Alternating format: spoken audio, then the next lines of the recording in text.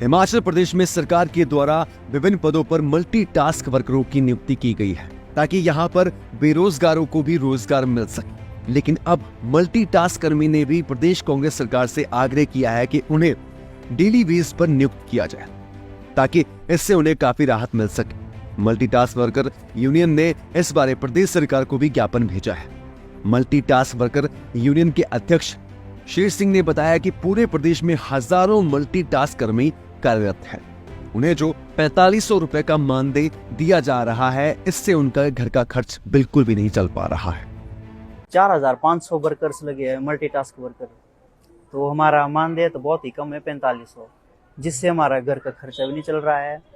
और जैसे हमारे में से कई ऐसे लेडीज है जो बेचारे विधवा है, तो हमारे से ज़्यादा उनको भी तकलीफ हो रही है, तो वो कहाँ से करेंगे। चलो हम तो कहीं और से भी कर रहे हैं, उधार ले लिया हमने भी, बढ़वा रही है, और उधार देते देते हमारी जो पेमेंट है उससे भी नहीं हो पा रहा वो पूरा वापस चुकाने के लिए। तो वो हमारे बीच में जो लेडीज है जो बेचारे विधवा है, तो उनको भी देखना पड़ेगा, उनको भी देखना पड़ेगा, मुख्यमंत्री जी को भी देखना पड़ेगा कि भाई नहीं हो पा रहा है, इससे 4500 से हमारा घर नहीं चल रहा है, बच्चे है, माँ बाप है, गृहस्थी संभालनी पड़ रही है, तो उससे नहीं हो पा रहा है। तो मुख्यमंत्री जी से हम यही अपनी मांग रखते हैं कि हमारे को डेली वेज पर लाया जाए। अब हमारे बीच में कई ऐसे भी है जिसकी 42-43, अब तो 1-1.5 साल लगे हम, अब तो उनकी 45 एज भी हो गई, तो उनके बारे में भी सोचना पड़ेगा। अब उनको तो बेचारों को अब रेगुलर होने के लिए भी 10 साल, रेगुलर होने के लिए पेंशन के लिए भी रेगुलर 10 साल काम करना पड़ेगा फील्ड में, तभी उनको पेंशन के हकदार रहेंगे। अगर ऐसा ही चलता रहा तो चलो मानदेय भी हमारा कम है, अगर ऐसा ही चलता रहा तो फिर तो उनको ना पेंशन के वो हकदार रहेंगे बेचारे ना कुछ। तो हमारे मुख्यमंत्री जी से यही है डिमांड कि भाई हमारे को डेली वेज पर लाया जाए ताकि हम अपना घर परिवार सब संभाल सके।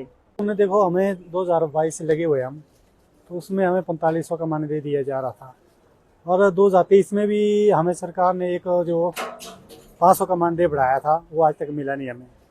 और पूरे साल हम वेट करते रहे, शायद हमें इस बार भी इस बजट में जो शिमला में हुआ, तो हमें इसमें भी हमें काफ़ी उम्मीद थी कि भाई इस बार हमें कुछ अच्छा मिलेगा, तो हम वेट करते रहे। पर इस बार भी वही बात हुई कि 500 बढ़ा दिया और चले जाओ। डिमांड हमारी है कि जब हम लगे हुए थे 4500 में लगे हुए थे, 5000 वर्कर लगे हुए, जितने भी हमारे हिमाचल में लगे हुए MTW लगे हुए हैं, तो उसमें हमें 8 घंटे की ड्यूटी कर रहे हैं। हम सुबह 9 से 5 बजे तक ड्यूटी कर रहे हैं, और आपदा के वक्त भी हमने सुबह 8 से 7 बजे से लेकर रात को 9-10 बजे तक भी वर्क किया है, और उसमें ना हमने छुट्टी ली ना हमने संडे लिया।